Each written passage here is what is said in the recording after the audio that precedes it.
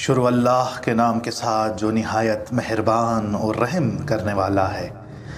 امام علی علیہ السلام نے اپنے بیٹے امام حسن علیہ السلام سے ارشاد فرمایا، اے میرے لخت جگر، کیا تمہیں 4 ایسی باتیں نہ سکھاؤں کہ جس کے بعد تمہیں کبھی طبیب کی ضرورت نہیں پڑے گی؟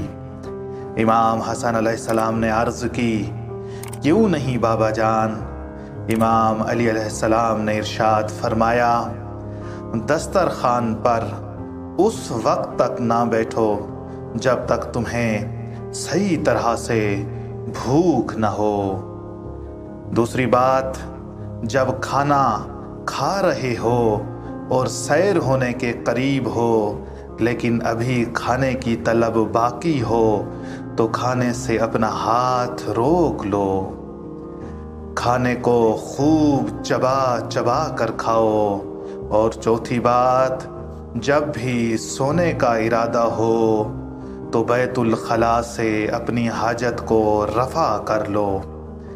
اے میرے لال، اگر ان 4 باتوں پر عمل کرو گے تو تمہیں کبھی طب کی ضرورت نہیں رہے گی۔